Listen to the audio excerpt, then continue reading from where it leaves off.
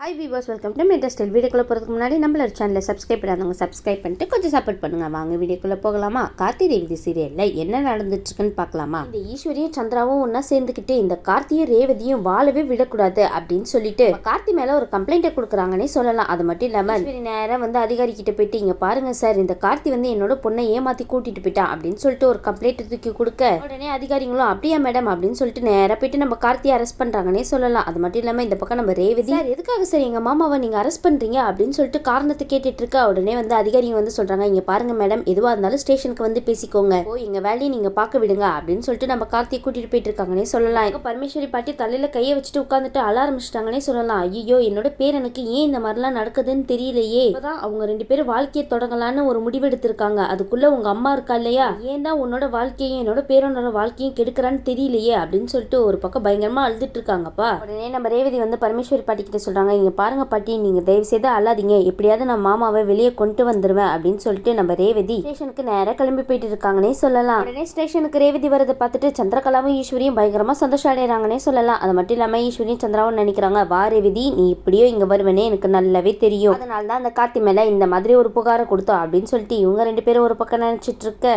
ரேவதி நேரா அவங்க ரெண்டு பேருக்கிட்டே வந்துட்டு, உங்க ரெண்டு பேருக்கும் கொஞ்சம் கூட மனசாட்சியே கிடையாதா, எதுக்காக என்னோட மாமா மேல இந்த மாதிரி கம்ப்ளைண்ட் கொடுத்தீங்க அப்படின்னு சொல்லிட்டு நம்ம ரேவதி கேட்டுட்டு இருக்க, உங்களுக்குலாம் மனசாட்சியே கிடையாதா, நான் யார் வீட்டுக்கு போனேன், என்னோட புருஷன் வீட்டுக்கு தானே போனேன், அதுல உங்களுக்கு என்ன பிரச்சனை, உங்க பழைய பகையெல்லாம் உங்க மனசுல வச்சுட்டு இந்த மாதிரி ஒரு காரியத்தை பண்ணிட்டீங்கல்ல அப்படின்னு சொல்லிட்டு நம்ம ரேவதி கேட்க உடனே சந்திரகலா வாயை திறக்கிறாங்க, இங்க பாரு ரேவதி, கூட ஒன்னும் கெட்டு போகல ரேவதி, நீ மட்டும் உன்னோட வாயை திறந்து எங்களோட வீட்டுக்கு வந்துடுற மட்டும் சொல்லு, கார்த்தியை ஆட்டோமேட்டிக்கா வெளியே வந்துருவான் அப்படின்னு சொல்லிட்டு இருக்கும்போது ரேவதி சொல்றாங்க, அது மட்டும் நடக்கவே நடக்காது, நீங்க இந்த மாதிரிலாம் பிளாக்மெயில் பண்ண என்னோட மாமாவை பிரிஞ்சு அப்படியே வந்துருவேன் அப்படின்னு சொல்லிட்டு நினைச்சிட்டு இருக்கீங்களா என்ன, அது ஒரு நாளும் நடக்காது, அது மட்டும் இல்லாம என்ன நீங்க மிரட்டிலாம் பாத்தீங்க, ஆனா உங்களோட மிரட்டலுக்கு நான் பயப்படல அப்படின்னு சொல்லிட்டு இந்த மாதிரி ஒரு வேலையை பார்த்து வச்சிருக்கீங்களா, நீங்க எந்த எல்லைக்கு போனாலும் சரி என்னோட மாமாவை எப்படி வெளியில கொண்டு வரணும்னு எனக்கு நல்லாவே தெரியும் அப்படின்னு சொல்லிட்டு நம்ம ரேவதி சொல்ல உடனே இந்த சந்திரகலா சொல்றாங்க, இங்க பாரு ரேவதி, உங்க அம்மா கூட போட்டி போட்டு உன்னால ஜெயிக்கவே முடியாது, அதனால நான் சொல்றது கேளு, அந்த கார்த்தி வேணாம் அப்படின்னு சொல்லிட்டு உங்க அம்மா கூட பேசாம வந்துரு, அதுக்கப்புறம் கார்த்தி மேல கொடுத்த கம்ப்ளைண்ட்டை அக்கா வாபஸ் வாங்கிடுவா, அது மட்டும் இல்லாம அந்த கார்த்தி வெளியவும் வந்துருவான், என்ன உனக்கு ஓகேவா ரேவதி அப்படின்னு சொல்லி கேட்டுட்டு இருக்கா. உடனே ரேவதிக்கு வந்துச்சு பாருங்க கோவம், இங்க பாருங்க, நீங்க தான் உங்க புருஷன் கூட வாழாம இந்த மாதிரி இருந்துட்டு இருக்கீங்க, நாங்களும் அந்த மாதிரி ஆகணும்னு நினைக்கிறீங்களா என்ன,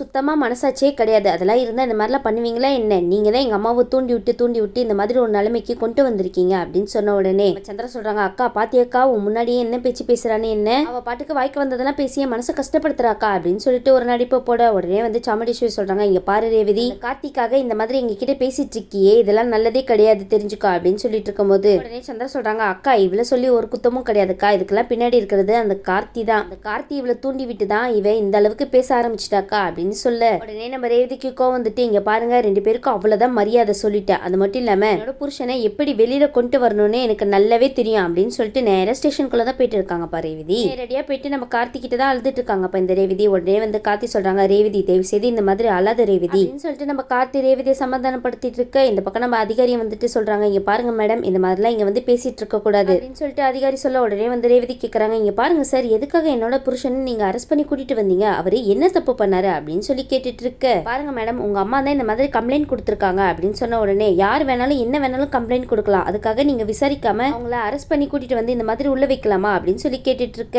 பாருங்கம்மா அவங்க கம்ப்ளைண்ட் கொடுத்தாங்க, நாங்க அரெஸ்ட் பண்ணி கூட்டிட்டு வந்திருக்கோம், அவ்வளவுதான், தயவு செய்து பிரச்சனை பண்ணாம இங்க இருந்து வெளியே போங்கம்மா அப்படின்னு சொல்லிட்டு இருக்கும்போது என்னால வெளியில போக முடியாது, என்னோட புருஷனை வெளியில விட்டாதான் நான் இங்க இருந்து போவேன் அப்படின்னு சொல்லிட்டு நம்ம ரேவதி ஒரே முடிவுல இருக்க உடனே அதிகாரிங்க சொல்றாங்க, இங்க பாருங்கம்மா, நீங்க சொன்ன உடனே எல்லாம் வெளியில விட முடியாது, தயவு செய்து இங்க இருந்து போங்க அப்படின்னு சொன்ன உடனே ரேவதி சொல்றாங்க, இங்க பாருங்க அந்த மாதிரிலாம் வெளியில போக முடியாது, நீங்க மட்டும் வெளியில விடலன்னு வச்சுக்கோங்களேன் என்ன பண்ணுவேன்னு தெரியுமா அப்படின்னு சொல்லிட்டு ரேவதி மிரட்ட உடனே வந்து அதிகாரிங்க சொல்றாங்க, இங்க பாருங்க மேடம், நீங்க என்ன வேணாலும் பண்ணிக்கோங்க, இங்க இருந்து முதல்ல வெளியில போங்க அப்படின்னு சொல்லிட்டு நம்ம ரேவதியை விரட்ட உடனே நம்ம ரேவதி வந்து வாசல்லையே உட்கார்ந்து போராட்டம் பண்ண ஆரம்பிச்சிட்டாங்கப்பா நம்ம கார்த்திக்காக. இந்த பக்கம் அதிகாரி ஈஸ்வரி சந்திரா மூணு பேருமே எதிர்பார்க்கவே இல்ல, அக்கா என்னக்கா இவ இந்த மாதிரி பண்ணிட்டு இருக்கா அப்படின்னு சொல்லிட்டு இவங்க பேசிட்டு இருக்க இந்த பக்கம் நம்ம ரேவதிக்கு ஆதரவா 4-5 பேர் வராங்கன்னே சொல்லலாம். எல்லாரும் ஒன்னா உட்கார்ந்துட்டு போராட்டம் பண்ண உடனே அதிகாரிக்கு என்ன பண்றது ஏது பண்றதுன்னு ஒண்ணுமே புரியல. அது மட்டும் இல்லாம இந்த சந்திரா சொல்றாங்க, அக்கா என்னக்கா இவ இந்த மாதிரி பண்ணிட்டு இருக்கா, இந்த மாதிரி பண்ணா நம்மளோட பிளானே கெட்டு போயிடுமே அப்படின்னு சொல்லிட்டு இருக்க இந்த பக்கம் வந்து அதிகாரிங்க வந்து ஈஸ்வரி கிட்ட சொல்றாங்க, என்ன மேடம் பொண்ணு இந்த மாதிரி எல்லாம் பண்றதை பார்த்தா அவங்க ஹஸ்பண்ட் மேல எவ்வளவு பாசம் வச்சிருக்காங்கன்னு இதுல இருந்தே நல்லா தெரியுது, அது மட்டும் இல்லாம இந்த கம்ப்ளைண்ட்டை அவங்க கொடுத்திருந்தா பரவாயில்ல, இந்த கம்ப்ளைண்ட்டை கார்த்தி மேல நீங்க தான் கொடுத்துருக்கீங்க, கார்த்தி இந்த மாதிரி என்னோட பொண்ணு தூக்கிட்டு போயிட்டான் அப்படின்னு சொல்லிட்டு நீங்க கம்ப்ளைண்ட் கொடுத்துருக்கீங்க, ஆனா உங்க பொண்ணு இந்த மாதிரிலாம் எதுவுமே கிடையாது அப்படின்னு சொல்லிட்டு இங்க வந்து நின்று போராட்டம் பண்ணிட்டு இருக்காங்க,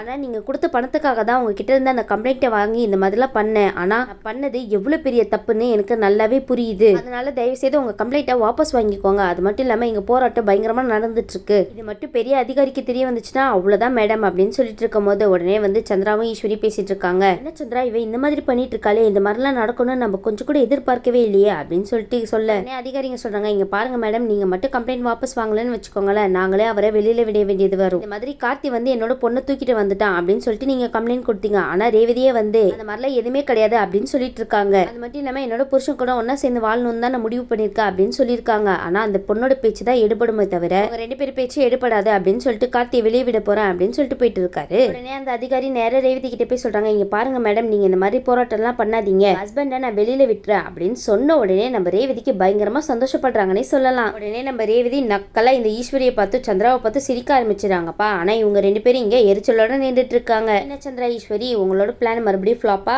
உடனே வந்து ரேவதி சொல்றாங்க, பாத்தீங்களா என்னோட புருஷனை எப்படி நான் காப்பாத்தினேன்னு அப்படின்னு சொல்லிட்டு இருக்கும்போது சந்திரா சொல்றாங்க, இங்க பாரு, வாய்க்கு வாய் புருஷன் புருஷன் சொல்லிட்டு இருக்க, அவன் கட்டின தாலி கூட உன் கழுத்துல இல்ல, இந்த அளவுக்கு நீ இப்படி பேசிட்டு இருக்கியா? அது மட்டும் இல்லாம உங்க 2 பேருக்கு கல்யாணம் ஆயிடுச்சுன்னு சொல்லிட்டு இருக்கியே, அவன் கட்டின தாலியே உன் கழுத்துல இல்ல, எந்த உரிமையில நீ இந்த மாதிரிலாம் பேசிட்டு இருக்க அப்படின்னு சொன்ன உடனே ரேவதிக்கு கோவம் வந்து, இங்க பாருங்க சித்தி, தேவையில்லாம பேசிட்டு இருக்காதீங்க, அவரு என் மனசுக்குள்ள இருக்காரு, அது மட்டும் இல்லாம அவர் கட்டின தாலி என் கழுத்துல இல்ல அப்படின்னு சொல்லிட்டு தானே இந்த மாதிரிலாம் பேசிட்டு இருக்கீங்க.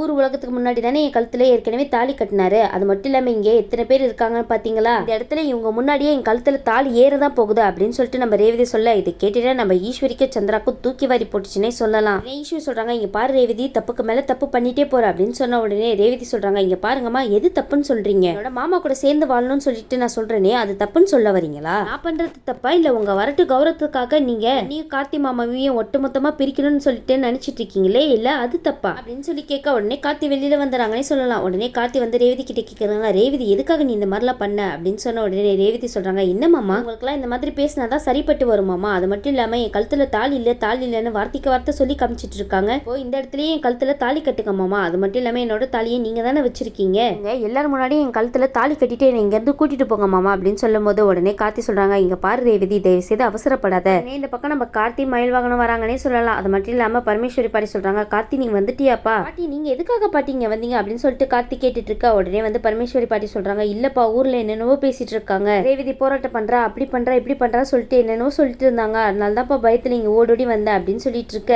நம்ம மயில் வாகனம் சகல, உனக்கு எந்த பிரச்சனையும் இல்ல, நீ நல்லா தானே இருக்க அப்படின்னு சொல்லி கேட்டுட்டு இருக்க. நம்ம கார்த்தி, நான் நல்லா இருக்கேன், எனக்கு எந்த பிரச்சனையும் இல்ல, நீங்களா கவலைப்படாதீங்க அப்படின்னு சொல்லிட்டு இருக்காரு. உடனே ஈஸ்வரி கேட்கறாங்க, என்ன எல்லாரும் ஒண்ணு சேர்ந்துட்டு நாடகம் ஆடிட்டு இருக்கீங்களா? ரேவதி இப்ப என் கூட நீ வரப்போறியா இல்லையா அப்படின்னு சொல்லி கேட்டுட்டு இருக்கும் போது உடனே பரமேஸ்வரி பாட்டி கேட்கறாங்க, என்னோட பேத்தி உன் கூட எதுக்குடி வரணும்? இது வரைக்கும் அவளுக்கு ஏதாவது உண்மை தெரிஞ்சா அவ உயிருக்கே ஆபத்து அப்படின்னு சொல்லிட்டு எங்க கிட்ட போய் சொல்லி மிரட்டி வச்சுட்டு இருந்தேன். அதனாலதான் என்னோட பேத்தி கிட்ட எந்த உண்மையும் சொல்லாம நாங்க எல்லாரும் மறைச்சிட்டு இருந்தோம். ஆனா அந்த கடவுளே அவளுக்கு எல்லா உண்மையும் தெரிய வச்சுட்டாரு. அது மட்டும் இல்லாம என்னோட பேத்தி கூட வாழணும் அப்படின்னு சொல்லிட்டு அவளே முடிவு எடுத்திருக்கா. நீ எதுக்காக என்னோட பேத்தியும் பேரனையும் தடுக்கிற அப்படின்னு சொல்லி கேட்டுட்டு இருக்கும் போது, இனி நீ என்ன பண்ணாலும் சரி ஈஸ்வரி, நடக்கிற எந்த விஷயத்தையுமே தடுக்க முடியாது, நடக்கிற விஷயத்த பாத்துட்டு அப்படின்னு சொல்லிட்டு நம்ம பரமேஸ்வரி பாட்டி பயங்கரமா பேசுறாங்கப்பா.